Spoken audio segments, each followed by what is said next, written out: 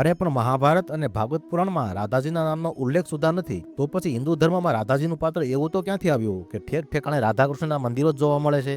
આવો સવાલ તમને થયો છે ક્યારેય? કે પછી તમને તો એ પણ ખબર નથી કે મહાભારત અને ભાગવત પુરાણમાં રાધાના નામનો ઉલ્લેખ પણ નથી? જો આ વાતની ખબર ના હોય તો એ જાણી લો કે મહાભારત અને ભાગવત પુરાણમાં એવો કોઈ ખંડ નથી, એવો કોઈ અધ્યાય નથી કે એવો કોઈ શ્લોક નથી જેમાં રાધાજીનું નામ હોય. તો હવે સવાલ એ છે કે ભગવાન શ્રી કૃષ્ણની જીવન કથા કહેતા સૌથી પ્રમાણિત ગ્રંથોમાં જો રાધાજીનું નામ ના હોય તો કૃષ્ણના જીવન ચરિત્રમાં રાધાજી આવ્યા ક્યાંથી? તો રાધાજીના નામનો સૌપ્રથમ ઉલ્લેખ ગાથા સપ્તશતી નામના મહારાષ્ટ્રીય પ્રાકૃત ભાષાના પ્રેમ કાવ્યના ગ્રંથમાં મળે છે. આ કાવ્યો લગભગ 1લી અને 5મી સદી વચ્ચેના સમયમાં લખાયેલા છે, એટલે કે આજથી લગભગ 1500 થી 2000 વર્ષ પહેલા. ત્યારબાદ રાધાજીના નામનો ઉલ્લેખ બ્રહ્મવૈવર્ત પુરાણ અને દેવી ભાગવત પુરાણમાં આવે છે, અને આ બંને ગ્રંથો 8મી અને 10મી સદી દરમિયાન, એટલે કે આજથી લગભગ 1000 થી 1200 વર્ષ પહેલા લખાયેલા છે એવું વિદ્વાનો માને છે. અને જે ગ્રંથના લીધે રાધાજીના પાત્રને લોકમાનસ અને લોકવાર્તાઓમાં સ્થાન મળ્યું એ ગ્રંથ છે ગીત ગોવિંદમ, જે કવિ જયદેવ દ્વારા 12મી સદીમાં, એટલે કે આજથી લગભગ 800 વર્ષ પહેલા લખવામાં આવેલ. આમ ત્રણેય ગ્રંથને આધાર બનાવીએ તો રાધાજીનું પાત્ર ઓછામાં ઓછું 800 વર્ષ અને વધુમાં વધુ 2000 વર્ષ જૂનું છે. એ પહેલાના કોઈ સાહિત્યમાં રાધાજીના નામનો ઉલ્લેખ નથી. જ્યારે ભગવાન શ્રી કૃષ્ણનો સમય આજથી 5000 વર્ષ પહેલાનો હતો એમાં કોઈ શંકા નથી. તો એમ કહી શકાય કે ભગવાન શ્રી કૃષ્ણની જીવનકથામાં પહેલા 3000 વર્ષ તો રાધાજી હતા જ નહીં. તો તમે કમેન્ટમાં તમારું મંતવ્ય જણાવો કે ભગવાન શ્રી કૃષ્ણના 3000 વર્ષ પછી અને આજથી 2000 વર્ષ પહેલા